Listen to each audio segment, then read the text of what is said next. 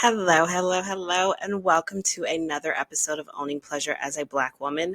I am so grateful to have you here. This is actually episode 90 something. So we are coming up on our 100th episode together. I wish I had one of those little sound machines. It's like, yay, round of applause. We are coming up on 100 episodes, and I have no clue what I want to do for episode 100. So feel free to leave comments or email me to let me know what people do for their 100th episode because I have absolutely no clue. Anyways, before we get into today's wonderful topic that actually came from a conversation that I've had with a couple clients, I would love for you to take a moment and give this podcast a 5-star rating on whatever platform it is that you are hearing me from. And also, I want you to share it with a friend who needs this message because your support is going to help people all over find and benefit from this conversation. Okay, so I'm going to remind you again before we end our time together, just so you know. All right. So today we're going to dive into the art of receiving. Now, not the sexual receiving. We'll save that for another day. But this is just being able to receive on a regular day. And for those of us that are type A personality, high achieving, perfectionists, overthinking, it is something that we struggle with, but it's essential to not only unlocking our full potential, but also unlocking our pleasure. And one of the ways that I found that struggling to receive showed up in my life is really just people wanting to help me. Mainly, probably I would say my partner. And it showed up when I was working in a hospital setting where people would try to help me.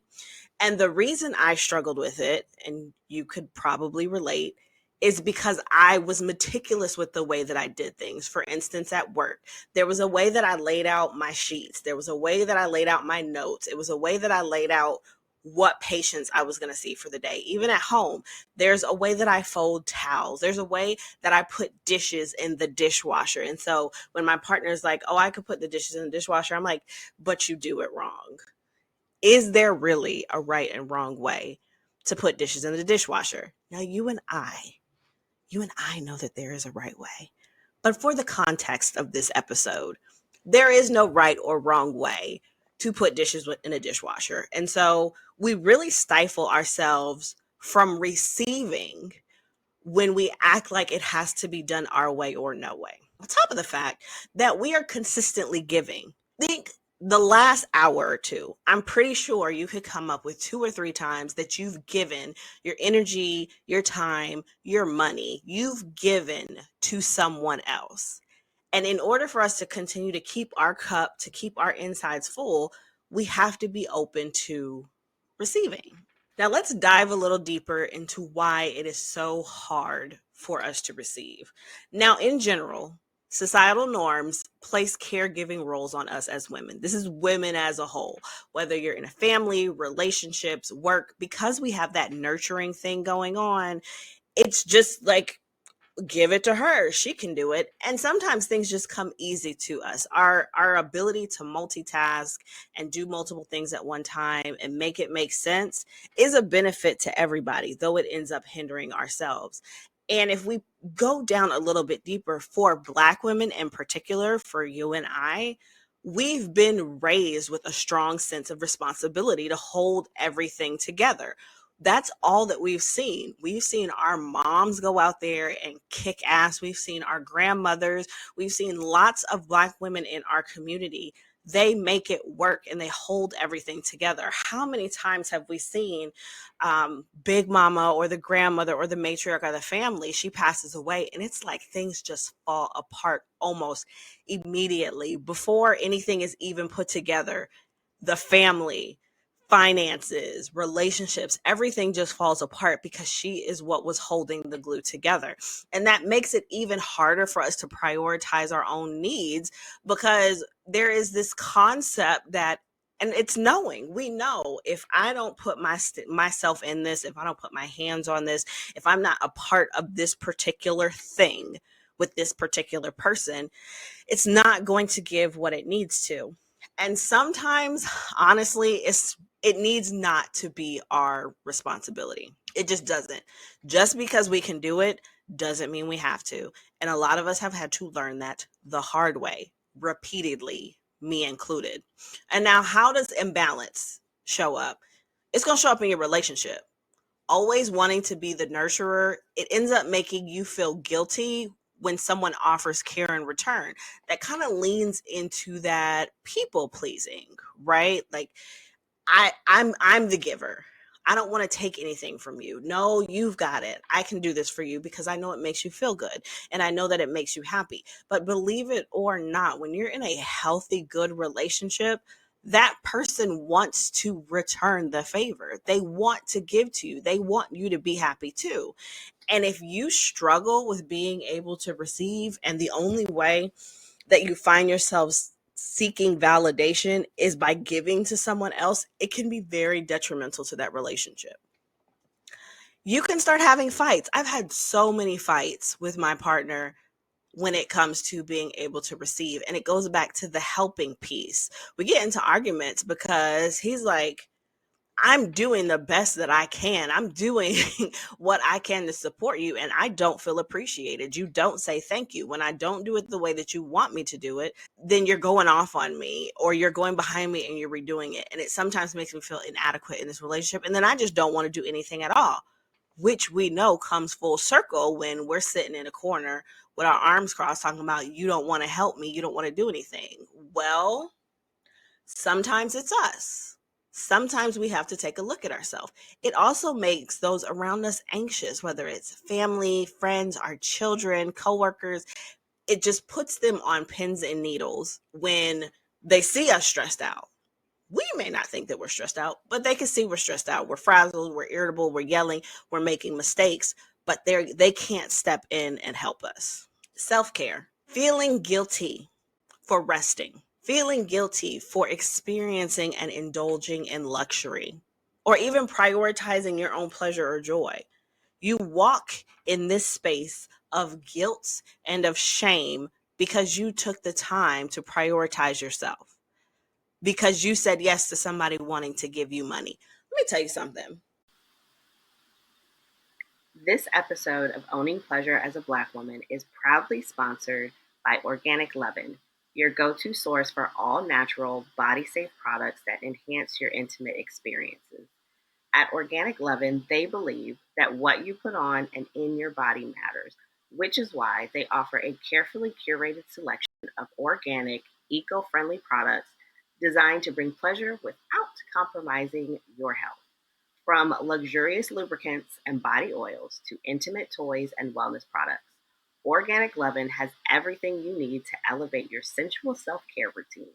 Each product is crafted with the highest quality ingredients so you can indulge with confidence, knowing you're choosing the best for your body and the environment. As a special offer for our listeners, you can enjoy 10% off your purchase when you use the coupon code JAVRYWellness at checkout. Visit www.javrywellness.com/organic Lovin, that's LOVEN, today to explore their full range of products and discover how organic, body safe options can make a difference in your intimate life. That's www.javrywellness.com/organic Lovin, spelled LOVEN. And don't forget to use the code JAVRYWellness for 10% off your order. Take care of your body and let Organic Leaven take care of your pleasure.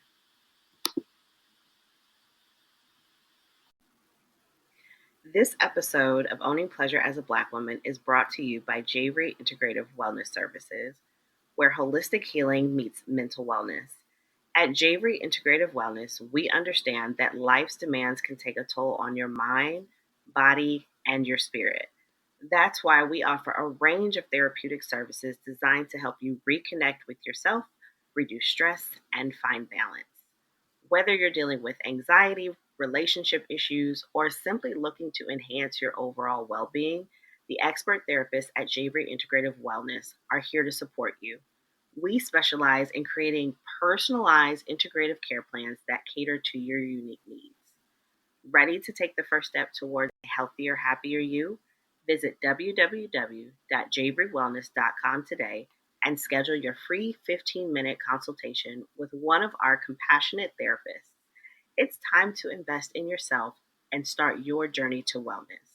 That's www.javerywellness.com, your partner in holistic health and healing. Don't wait. Book your free consultation now. When I was little, my mom used to get upset with me because we would go to my grandmother's house up in Pennsylvania, in Chester, pretty much every summer. And when we went, my grandmother would take me shopping. We would go to Bloomingdale's. Is that me dating myself? Is that the era that I'm in now? Anyway, we would go to Bloomingdale's, we would go to Payless, like we would go shopping.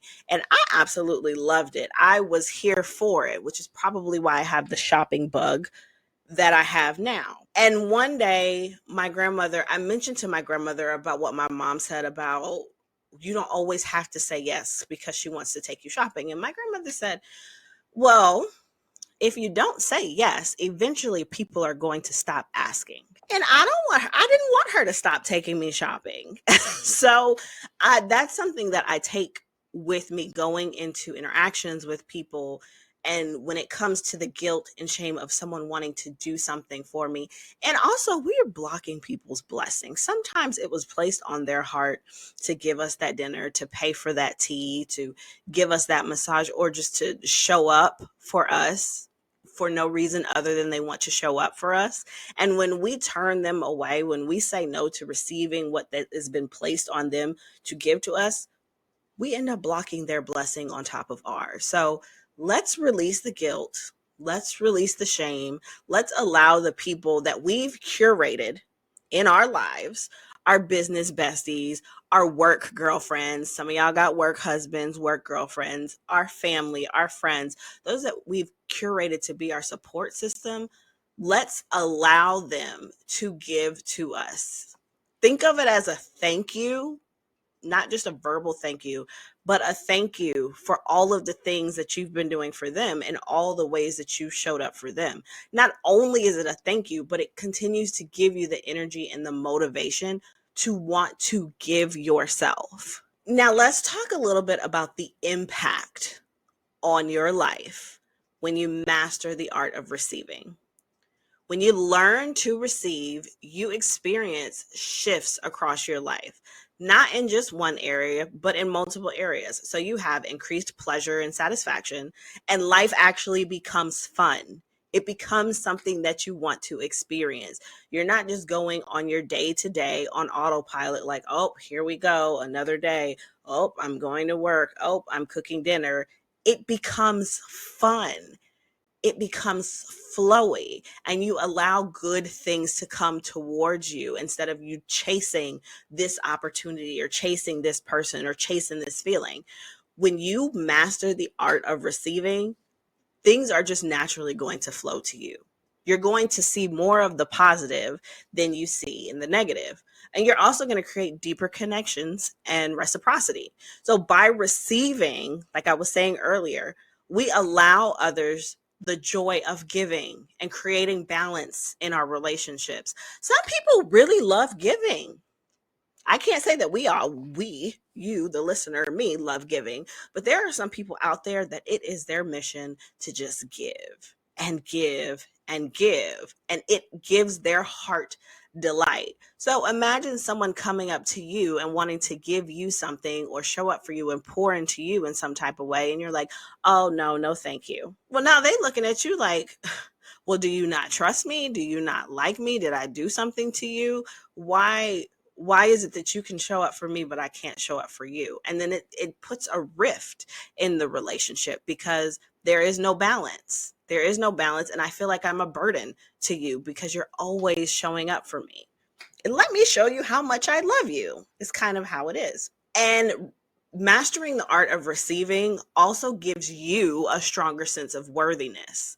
By accepting love, by accepting support, and by accepting abundance, you are reinforcing the belief that you deserve good things. And you don't have to earn them by being exhausted and burning yourself out. You don't have to dig the mud and trudge through the fire for someone to give to you. That's not necessary. You don't have to always be productive. Let me tell you, you can receive something just for existing on this earth. It doesn't always have to be a reason. And sometimes when we get into this place, it's like, well, that came too easy. That came too easy. I didn't have to work hard for that at all. Um, yeah, I don't deserve it. When you master the art of receiving, your brain starts to say, yeah, I deserve this. I absolutely deserve this. I deserve to feel this good. I deserve to feel this loved. And I receive all of it. Thank you and give me more. And so start small. I know this may seem overwhelming. And I know listening to this episode is, Natasha, that sounds great. Logically, it sounds great. And logically, I know that I'm supposed to go out here and be able to receive as much as I give, but I struggle. I have been this way for the last 30, 40, 50, 60 years. And now you're telling me to do something different. It makes me feel uncomfortable. It feels overwhelming. And I absolutely do not know where to start. Now, I am all about giving you tips so that you can get the win now. And this isn't just, it's not a big thing, right? You don't have to think 20 steps ahead. It can be very basic. For instance, say thank you. Okay. Not just say thank you. Say thank you and really feel it.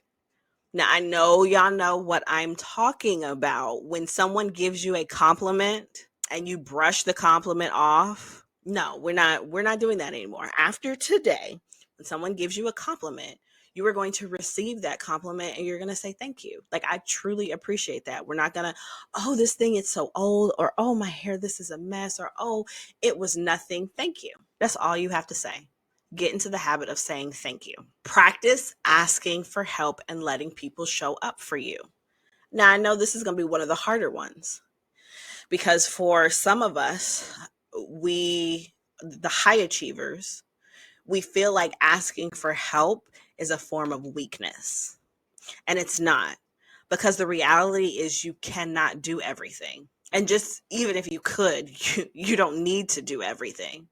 And the reality is, when you're trying to do everything, you're not really doing anything well. I learned that the hard way. you know, I prided myself in being the multitasker, and I could do this over here and I could do that over there and I could switch this and that, but nothing was getting done. I was getting 10 to 15% of things done every single day. Oh, perfect example. Perfect example.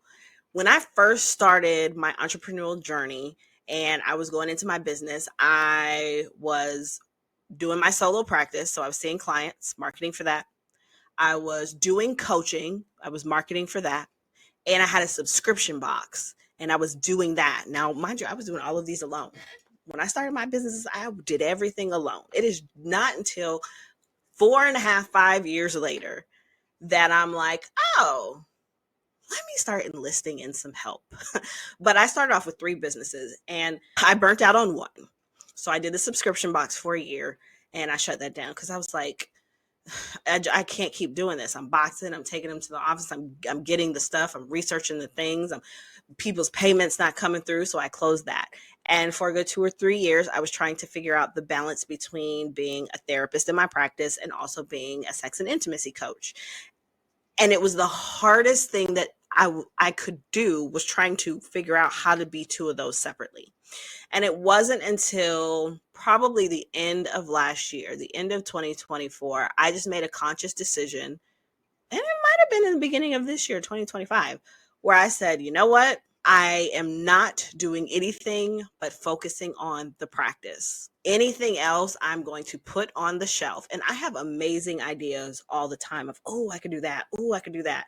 But I put it in my little inspiration book. And if I want to, I could come back to it. But I said, I am putting my all. I am putting 100% into my practice, into getting it to a place where it runs without me.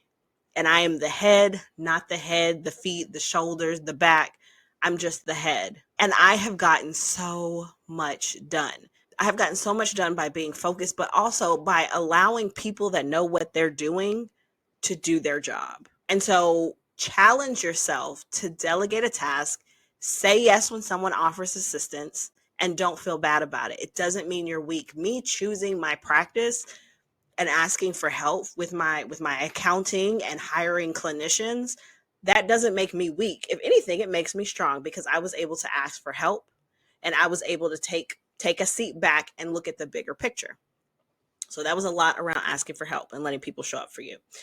And create a space for self-care without guilt. Now, if you have been riding with me from the very beginning, you know that I live on the hill of self-care.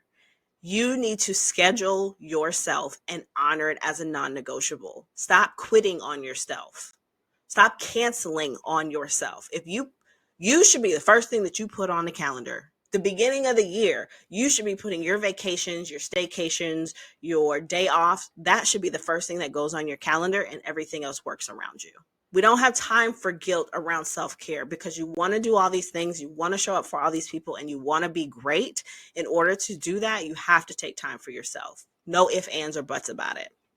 Point blank, period. So I hope you received something from this because we're in the art of receiving. See what I did there? I didn't even do that on purpose. Learning to receive is it's not about taking. This isn't about someone showing up for you and giving you something. It's about allowing yourself to be supported, cared for, and nourished. Okay, so I explained to you why you struggle with it.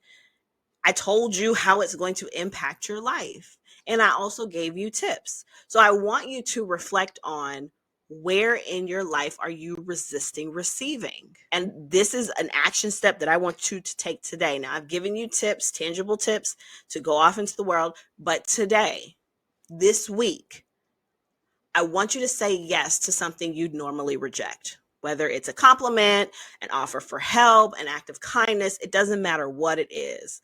I want you to say yes to something that you would normally reject.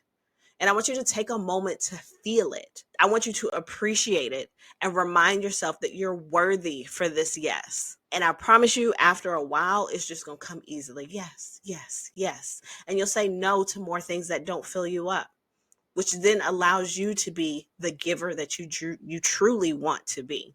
So, thank you so much for listening to another episode.